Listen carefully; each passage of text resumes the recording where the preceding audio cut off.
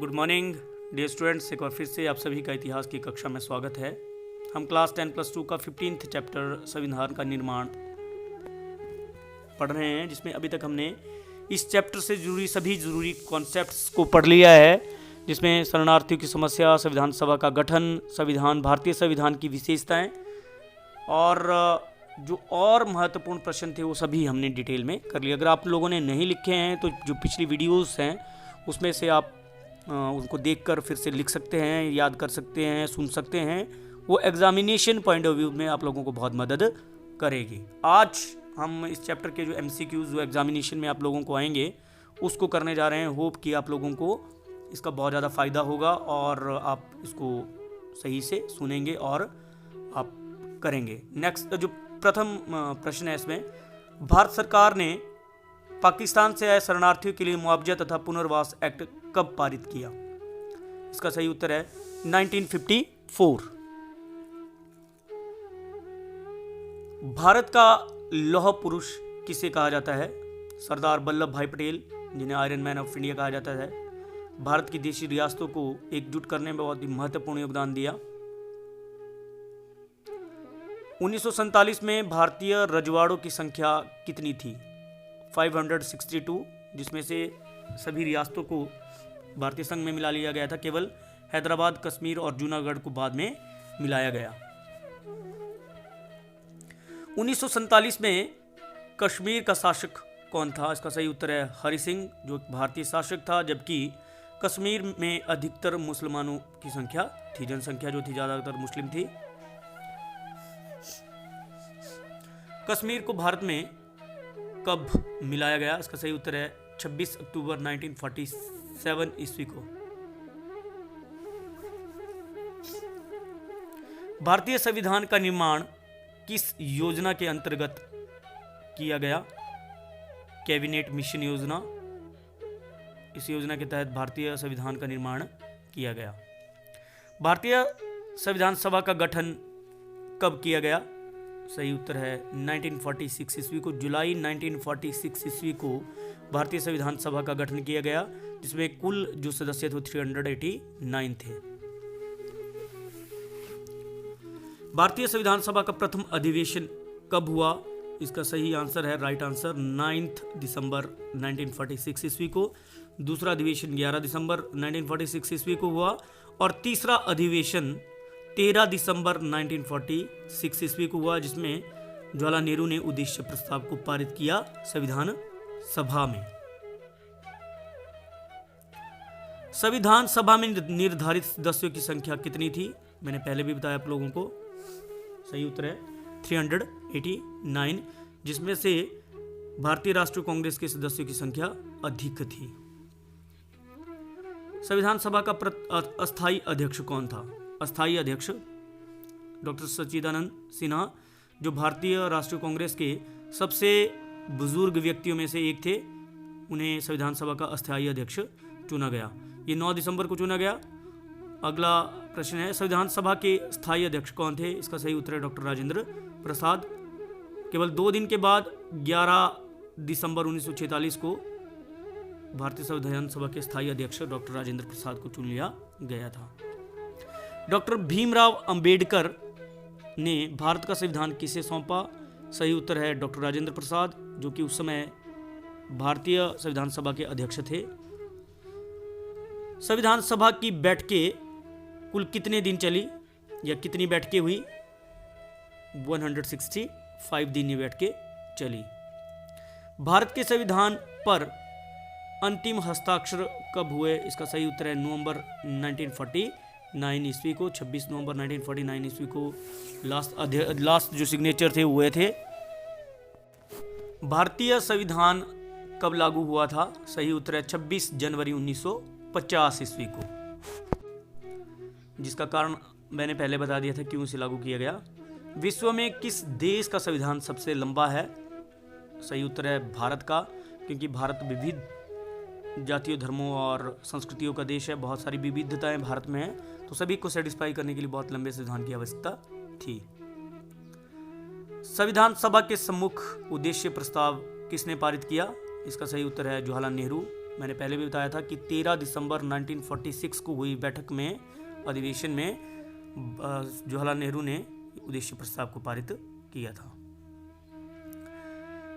भारतीय संविधान में कितने मौलिक अधिकार भारतीय नागरिकों को दिए गए? इसका सही उत्तर है 6, जिसमें समानता का अधिकार, स्वतंत्रता का अधिकार, संवैधानिक उपचारों का अधिकार, धार्मिक अधिकार, सांस्कृतिक और शैक्षणिक अधिकार, और राइट अगेंस्ट एक्सप्लॉयटेशन, शोषण के विरुद्ध अधिकार। ये सभी अधिकार भारतीय नागरिकों को भारतीय संविधान के द्वारा दिए गए हैं। सभी लोगों को समानता का अधिकार है, सभी लोग समान हैं, चाहे वो किसी भी धर्म, जाति, संप्रदाय के हैं। किसी के साथ किसी आधार पर कोई भेदभाव नहीं किया जाएगा। भारतीय संविधान में नागरिकों के कितने मौलिक कर्तव्य दिए गए हैं? मौलिक कर्तव्य जो भारतीय संविधान में भारतीय नागरिकों को दिए गए हैं वो है 10, जिसमें हमने पहले बात की थी कि प्रत्येक भारतीय नागरिक जो भारत का नागरिक है उसे मौलिक अधिकारों के साथ साथ मौलिक कर्तव्य का भी पालन करना पड़ेगा। इनके बारे में हमने डिटेल में पिछली वीडियो में पढ़ लिया है, आप लोगों ने वहाँ से देख लेना है इसको। नेक्स्ट है, भारत में वयस्क मताधिकार के लिए न्यूनतम आयु कितनी निश्चित की गई है? इसका सही आंसर है 18 वर्ष। 18 वर्ष के सभी भारतीय नागरिकों को, जिन्होंने अपनी 18 वर्ष पूरी कर ली है, उन्हें वोट देने का अधिकार रहेगा, चाहे वो किसी भी धर्म, किसी भी जाति, किसी भी संप्रदाय के हो। सबको वोट देने का अधिकार भारतीय संविधान में दिया गया है, लेकिन उसके लिए जो एक मिनिमम जो एज है वो 18 वर्ष निश्चित की गई है। जैसे ही 18 वर्ष आयु होगी वैसे ही उस वयस्क जो भारतीय नागरिक है उसका वोट बन जाएगा। हम सिर्फ नकल करने वाले नहीं हैं, ये किसने कहा था? हमने पहले भी बात की, जवाहरलाल नेहरू ने। पिछली वीडियो में हमने पढ़ लिया है कि हम सिर्फ, ये भारतीय संविधान के लिए कहा है कि हमने अलग अलग जो है वो देशों से लिया है। यह शब्द किसने कहे थे कि उन्हें शहरों की ज़रूरत है, उन्हें एक सीढ़ी चाहिए, उन्हें शहरों की ज़रूरत है, उन्हें एक सीढ़ी चाहिए। इसका सही उत्तर है एन.जी. रंगा। एन.जी. रंगा ने यह शब्द कहे थे। संघ सूची में कितने विषय सम्मिलित हैं? मैंने पहले बात की थी कि संघ सूची, राज्य सूची और संबंधी सूचियों में भारत में शक्तियों का विभाजन किया गया है, और इसमें टोटल जो विषय है संघ सूची में 97 है, जिसमें कानून बनाने का अधिकार केवल और केवल केंद्र सरकार है। इसमें जो विषय है वो है सुरक्षा, संचार, विदेश इत्यादि। ये महत्वपूर्ण विषय जो केंद्र सरकार के पास है। नेक्स्ट है, राज्य सूची में कुल कितने विषय सम्मिलित है? 47, जिसमें कानून बनाने का अधिकार राज्य सरकारों को दिया गया है। कानून बनाने का अधिकार इसमें राज्य सरकारों को दिया गया है। इसमें स्थानीय स्वशासन की बात की जाती है। स्थानीय स्वशासन के ऊपर कानून बनाने का अधिकार राज्य सरकारों के है। पुलिस विभाग महत्वपूर्ण विषयों में जो राज्यों के पास रहेंगे। अगला है, समवर्ती सूची में कुल कितने विषय है? समवर्ती सूची जिसमें कानून बनाने का अधिकार केंद्र और राज्य दोनों सरकारों को रहेगा, कुल विषय है 66। लेकिन अगर दोनों के बीच में कन्फ्लिक्ट हो जाए, दोनों के बीच में अगर टकराव हो जाए, तो ऐसी परिस्थितियों में केंद्र सरकार के द्वारा बनाए गए कानूनों को लागू किया जाएगा, क्योंकि केंद्र के कानून पूरे देश में लागू हो गए, जबकि राज्यों के द्वारा बनाए गए कानून केवल उस पर्टिकुलर राज्य में लागू होते हैं। नेक्स्ट है, क्या भारतीय न्यायपालिका स्वतंत्र है? सर्वोच्च न्यायालय तथा उच्च न्यायालय की व्यवस्था करते समय संविधान निर्माताओं ने सभी सिद्धांत अपनाने का प्रयत्न किया है। जो सिद्धांत स्वतंत्र न्यायपालिका स्वतंत्र है। भारतीय न्यायपालिका में जो न्यायाधीश है उनकी नियुक्ति और उनकी जो शक्तियाँ उनका बिल्कुल वर्णन किया गया है। तो भारतीय न्यायपालिका एक स्वतंत्र न्यायपालिका है। नेक्स्ट है, भारतीय संविधान की विशेषताएं। ये हमने डिटेल में पहले पढ़ लिया है सारा, लेकिन एक बार फिर से फटाफट से इसको कर लेते हैं। भारतीय संविधान की विशेषताओं की अगर हम बात करें, सबसे पहले हम बात करते हैं लिखित तथा विस्तृत संविधान। भारतीय संविधान एक लिखित और विस्तृत संविधान है, जिसमें हमने बात की थी कि मूल रूप से इसमें 395 अनुच्छेद है, और आज की डेट में इन अनुच्छेदों की संख्या बढ़कर 465 हो गई है। मौलिक अधिकारों की बात करें तो भारतीय संविधान में 6 मूल मौलिक अधिकार है, जिसमें समानता का अधिकार, स्वतंत्रता का अधिकार, ये आर्टिकल्स अलग अलग से दिए गए हैं 16 से 14 से 32 तक। धार्मिक स्वतंत्रता का अधिकार, शैक्षणिक अधिकार, सांस्कृतिक अधिकार और शैक्षणिक और सांस्कृतिक अधिकार, साथ में ही राइट अगेंस्ट एक्सप्लॉयटेशन और संवैधानिक उपचारों का अधिकार। फिर उसमें 10 मौलिक कर्तव्य भी दिए गए हैं भारतीय नागरिकों के लिए, जिसमें प्रत्येक भारतीय नागरिक का ये कर्तव्य रहेगा कि वो भारतीय चिन्हों प्रतीकों का सम्मान करें। ये 10 भारतीय नागरिकों को मौलिक कर्तव्य दिए गए हैं भारतीय मौलिक अधिकारों के साथ में राजनीतिक नीति के निर्देशक सिद्धांत जो कि आर्टिकल 51A में है, राज्यों के लिए निर्देश दिए हैं कि भारतीय नागरिकों के लिए सारी सुविधाएं प्रदान करें। लेकिन ये जो अधिकार है, ये जो निर्देश है, ये इम्प्लीमेंट नहीं है कोर्ट में, कि मान लो अगर कोई राज्य सरकार इम्प्लीमेंट नहीं करती है तो उनके अगेंस्ट किसी भी कोर्ट में नहीं जाया जा सकता।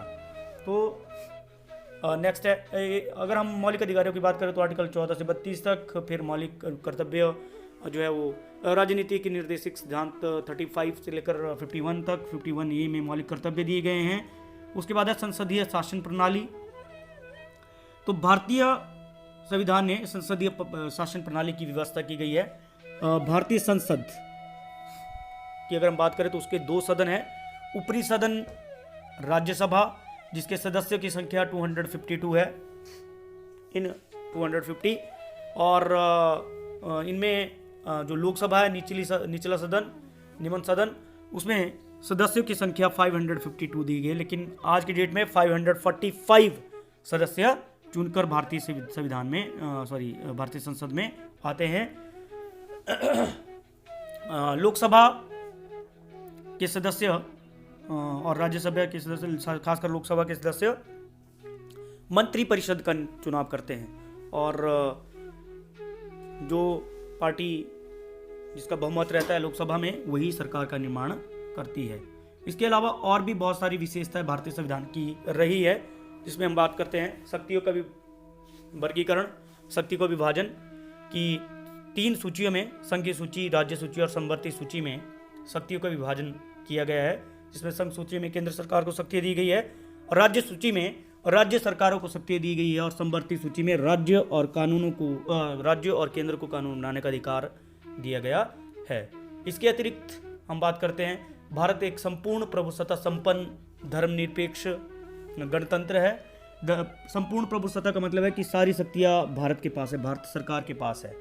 और भारतीय प्रस्तावना में भी कहा गया है कि भारत एक संपूर्ण प्रभुसत्ता संपन्न समाजवादी धर्मनिरपेक्ष गणतंत्र होगा।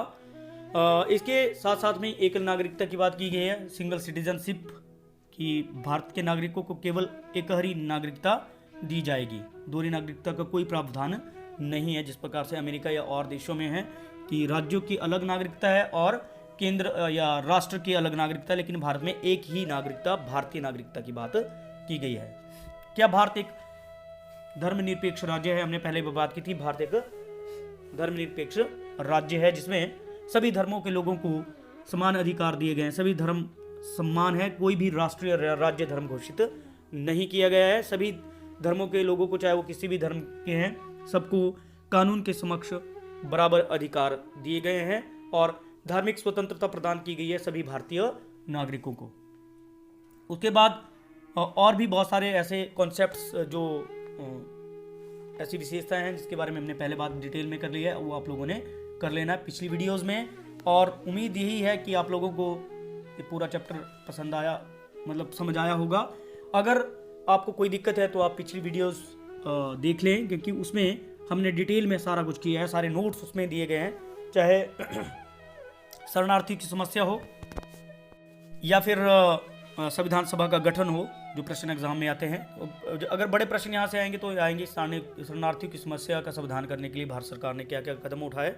अगला आ सकता है संविधान सभा के गठन के बारे में आप क्या जानते हैं, लेकिन बड़ा जो प्रश्न यहाँ से आएगा वो है संविधान सभा की, भारतीय संविधान की विशेषताओं का वर्णन। ये प्रश्न 5 नंबर के प्रश्न में आप लोगों को एग्जाम में पूछा जा सकता है।